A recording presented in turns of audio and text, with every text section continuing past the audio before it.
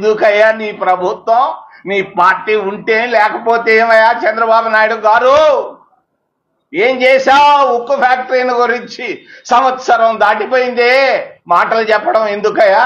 వెంటనే ఉక్కు ఫ్యాక్టరీని మరి క్యాబినెట్ లో పెట్టించి ఒక్క నెల లోపల విత్డ్రా చేస్తున్నట్టుగా తీసుకురావాలని చంద్రబాబు నాయుడిని నేను విశాఖ నుంచి మాట్లాడుతున్నాను సూటిగా.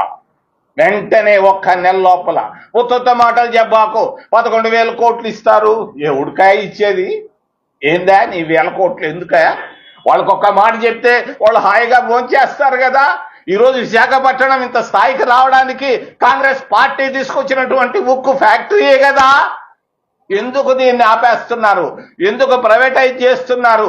అవసరం ఏంటి మీకని నేను అడుగుతున్నాను. వెంటనే విత్డ్రా చేయాలని కేంద్ర రాష్ట్ర ప్రభుత్వాలు నేను డిమాండ్ చేస్తున్నాను.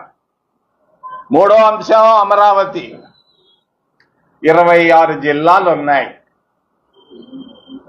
26 జిల్లాల్లో దాదాపు 20 జిల్లాలకు అంత మనసులో సంతోషంగా లేదు.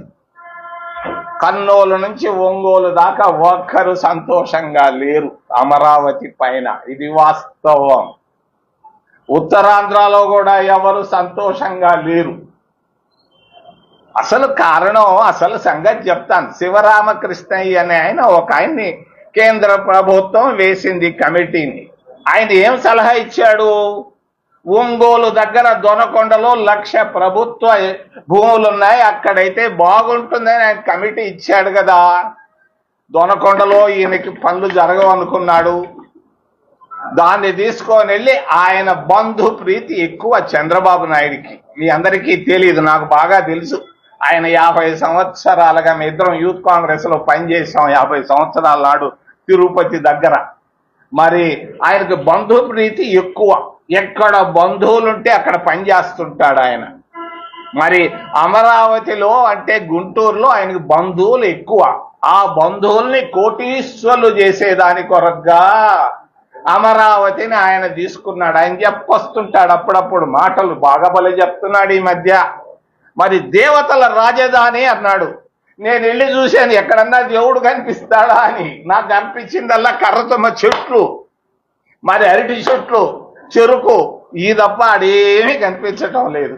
మరి మట్టి తీసి చూశాను, చేయబెట్టి లాగితే మూరడు మట్టి తీస్తే నీళ్లు వస్తున్నాయి. నీళ్లలో అమరావతి మరి రాజధాని కట్టడం ఎందుకయ్యా?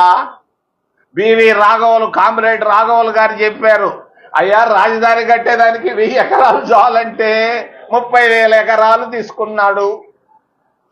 మరి ఇంకొక 40,000 ఎకరాలు తీసుకుంటున్నానని నిన్నే చెప్పాడు. ఎందుకయ్యా 70,000 ఎకరాలు? ఏమి చెయ్యాలనుకుంటున్నావయ్యా? మరి నీళ్లలో రాజధాని కట్టాలనా?